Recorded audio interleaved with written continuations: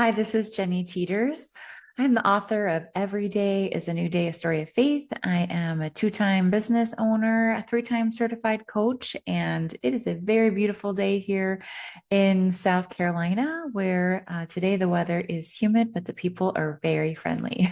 So I am so excited to say hi. It's been a little while since I've come online. I've been doing more writing than video. But as I've been doing a lot of writing, a lot of what I've been writing about is reinvention and when coaches become coaches, life coaches, health coaches, business coaches, a lot of direction that's offered is to niche. So my word of the year last year in December, right before I decided to leave a 30-year corporate career and go out on my own. My word of the year was freedom, but I'm coming to think that maybe freedom is really not the word of the year. It's what was necessary, absolutely necessary for this phase of reinvention. And I think about reinvention all the time. I think that would be my niche if you were to ask me to choose only one word of all of the things that I want to talk about and do and help people with. But I want to talk today about the power of reinvention, about recovery, renewal, and rising strong. So that's the title of our talk here: the power of reinvention, recovery, renewal, and rising strong. So the first point I want to make is reinvention is a lifelong invitation. And I mean, if you look back at your life, there's many exercises we can do where we maybe get a piece of paper out, create a timeline, and just list out some of the main turning points, main areas of growth in our life. We're always reinventing. We're always growing. I mean, when we're stagnant, we're just, it's a really painful place to be. So I encourage you, if you are in that spot, to know that you're meant to grow. We're all meant to grow. Lots of things can hold us back, and we'll get to some of those things in today's talk. But reinvention isn't for when things fall apart. It isn't for times in my life where I've hit a place called rock bottom. Yeah, that was a necessary for survival time to reinvent, which has been the most beautiful gift in my whole life. Was that opportunity to live. But anytime we feel a nudge to grow, it's a great time. So I want to encourage you that reinvention is a lifelong invitation. And I've talked to many people recently who are in a place, and there could be an external factor that's causing this nudge, this internal pull, this sense of the time is now to change. And the external things that could be taking place might be maybe a change in family. Maybe teaching my kids at home as a homeschool parent as part of a co-op, and my kids are no longer needing that much of my time, or they're often graduated. So who am I going to be, and what am I going to do when I'm not labeling myself that that person? Or perhaps I'm working in an organization where layoffs are being experienced, or mergers, or budget cuts. And so that external force is making me think, is it time to try something new, or try something different, or try to jump ship, to leave before I get let go? So those external factors, but a lot of times the nudge is coming internally, where we have a lot of things on paper that look great. The career is great. The boss is great. The salary is great. The security is great. The benefits are great. My family is great. My friendships are well. My hobbies are fine. And inside, my soul is not satisfied. It is not fulfilled. I feel like I am like just existing through the day to be free of the hour after hour obligation to then live. We're meant to be living every hour of the day, not just when we get off work and when the weekend comes and a couple of vacations. So we have the external factors that can cause that, and the internal nudges that we can listen to when it is time to make a change. So that invitation is what I'm talking about, that nudge. But also, we could be tired of wearing a number of masks, the number of masks we wear, depending on who we're in front of, to the point that we put so many masks on for so long, we don't actually even know what we like, who we are, what our strengths are. So that, that call to take those masks off, to look inside and ask ourselves, what are my strengths? What do I love? What do I want to do? What are my goals? What do I want to accomplish? And I've talked to so many people that are in, I would say one of those three areas. It's time to take off the mask. There's some external factor, or intrinsically, everything is looking good. And they're wondering, why do I feel ungrateful? But inside, I feel like, my soul is dying. And we can all understand that because we could actually have experienced all those three things at different points in our life. So the point is that the nudge and that pull, there could be several driving factors, but that invitation to grow, that invitation to reinvent is constant. We're going to constantly feel that. I think in my own life, one area where I had a nudge like that was I was involved in somebody's mastermind. They called a bunch of people, who wants to do a 30-day goal challenge. And I love that. And I was feeling like it was time to give that some thought. So I made a list of all these goals. I think I was something like, the assignment was to write down 30 goals. Well, one of the things I wrote down at the time was to get an MBA. And I knew some people who were taking this program in the local area in Sacramento, California. And it was an executive MBA. And these were people in my social network friends. And they talked about the experiences, super intense, so rewarding, how close they got to their cohort. I love learning. I love everything about learning. I love creating learning. I love the process of learning. I love being a learner. I love being led through something that's well constructed. So that's a personal passion of mine, and an area of strength for me. But so I was attracted to getting a degree and what that might do for my family. So when I was doing my goals, I wrote down MBA, and I had in the back of my mind that I knew people that had gone through this. So I got to a point in my career doing, during a performance discussion with my boss, and he said, "You're a high performer. You're tagged as a high potential leader in the company, and we have budget. Is there some kind of a program that we offer that you would like to take?" And I said, "Actually, I would like to achieve an executive MBA. Would you be supportive of that?" And I can write up a case study of what the ROI might be on that. And he said, "Jenny, I know what the ROI will be. You don't have to write anything up. Just go investigate and come back and tell me what you find." So then that started that part of reinvention, of discovering what the cost was, the application process, the GMAT, like all of the things. And then eventually I entered into that program, and the company helped pay for the tuition. So my boss was behind that. But had I not joined this other challenge and made a list of my goals and what I wanted to accomplish, I wouldn't have been ready for that conversation. That wouldn't have been the first thing that came to mind. I might have been probably seeking, "Oh, whatever leadership program you recommend, boss, whatever it is you want to put me in, why don't you be the guide of my career? Why don't you be the person who leads me?" So we don't all have those kinds of opportunities, but what I'm trying to express is, let's be ready with knowing what we want to do. I'll say another example. I was doing a similar exercise, and this was to write down 100 dreams. And I've just said this in a podcast before. I'll tell you a funny story after this. So I wrote down 100 dreams, and when I could, every material thing I could think of was already done.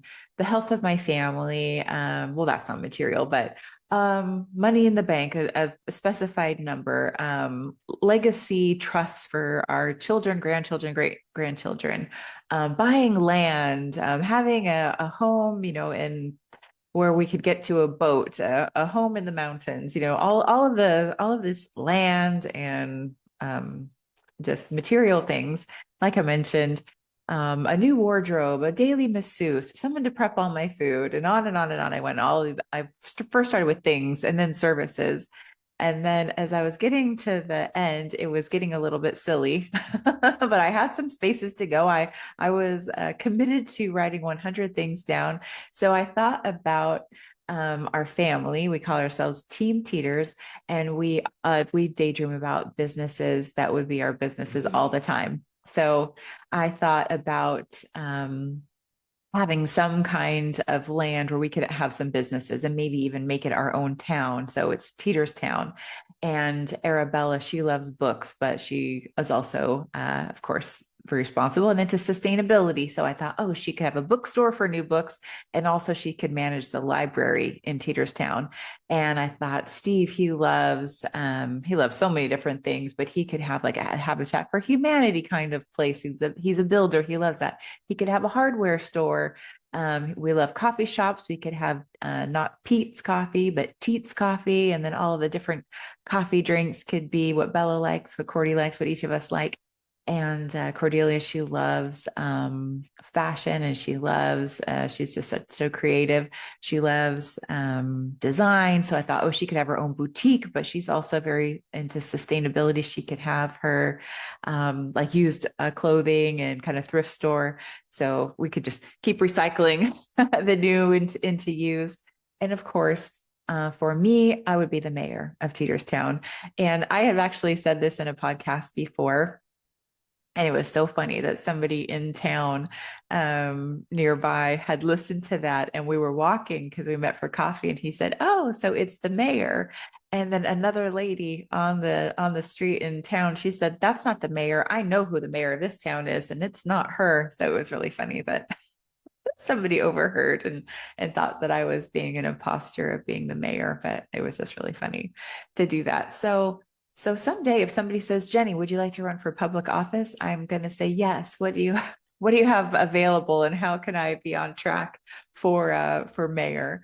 But dream big, dream big. So write down those 100 things, write down those 33 things, write down those 5 things. And in your invitation to reinvent, there's things we want to be and things that we want to do, but we also want to know what is holding us back. So this morning in my meditation was a meditation on vices that might be holding us back from being close to God. And what can we ask God to help us with? What can we we're holding on to so tightly, offer and give to God, give to Jesus to help us.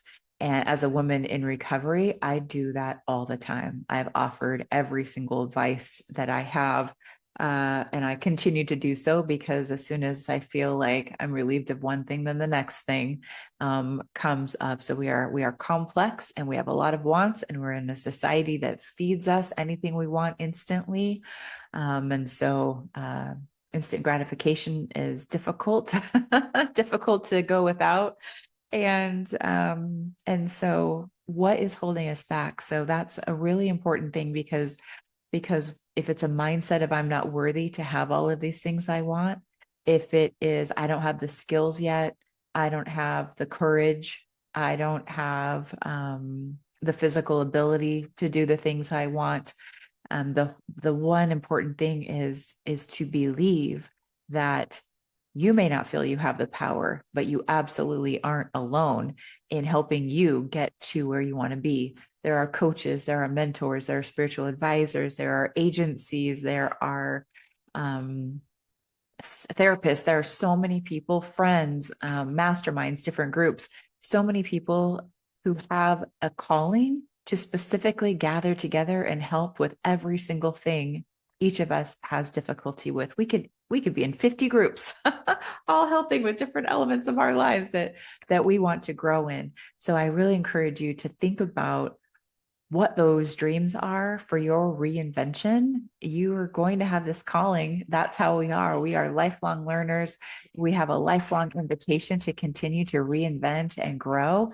And if we don't know what's holding us back, or we know what's holding us back and we are avoiding it, we're in denial of it, we're blaming somebody else for it, it's a really good time to look at that, especially if you're miserable or not happy, or could be happier and more fulfilled by growing and achieving and really feeling like you're alive and moving your energy towards the things that you want.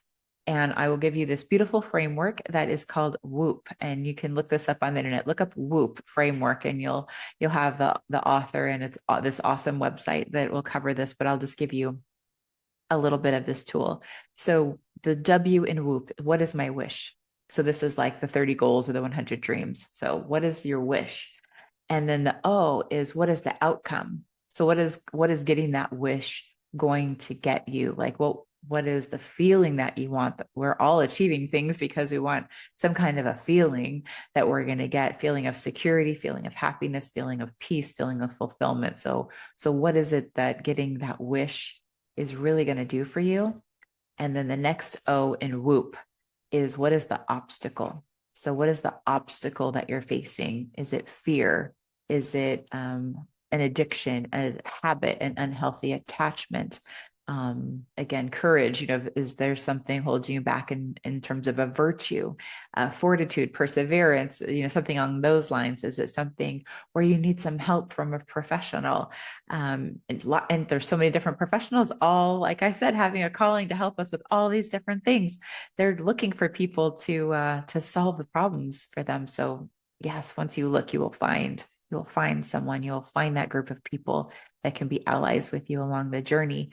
Okay, and the P in WOOP is plan. So what is the plan? So I love journaling. I don't know if you do, but your call to action for today is to think about your reinvention. So if you want to close your eyes now, I'll just take you in a little meditation. So just take a breath and really look deep inside. What is my wish right now? What is the invitation that I'm feeling to change or to reinvent? It doesn't have to be rock bottom, just wherever you are right now. What is calling to be nurtured? And ask yourself, why is that so important? How am I going to feel? What is it going to be like? Will I have a smile on my face? What's going to change in my life? What are all the benefits of gaining that wish? Who will I become as I attain this wish? What are the obstacles that are holding me back? What is it that I need to face? And what is my plan? Who is going to help me? Who is going to be the person that is going to hold my vision of my wish and help me along the way? Okay, so that is WOOP for you. So the power of reinvention. This is so wonderful. I hope that you have a really beautiful day. I plan to. This morning, I spent some time in Aiken at a Chamber of Commerce event. It was an HR roundtable with an organization that focuses on substance abuse. So I heard some breathtakingly negative statistics on fatalities in the community and some of the areas. And then there were HR professionals wondering how they can support employees in their businesses. And it was very inspiring because the thrust of the conversation is that these diseases that are above our neck, mental health, substance abuse, and so forth, there's still a stigma. And how can the discussion was all around how can we be a family as employers and a community and help our family members? And I can tell you, as a woman in recovery, addiction is a family disease. So I was so encouraged by just sitting in this room of everyone who has this intention to save lives, help their employees thrive by being more loving and more caring and more open and more encouraging about getting help. So talk about a WOOP plan that this group came up with this morning. So absolutely wonderful. I invite you to book a call with me. If you want to talk about reinvention, if you want to talk about your workplace, if you want to talk about WOOP or these kinds of frameworks, anything on your mind, I would love to get to know you. So you can find me on jennyteeters.com or jenny123.com. Have a wonderful day. And thank you so much for following along this journey of reinvention. I wish the best of you, and I will talk to you soon.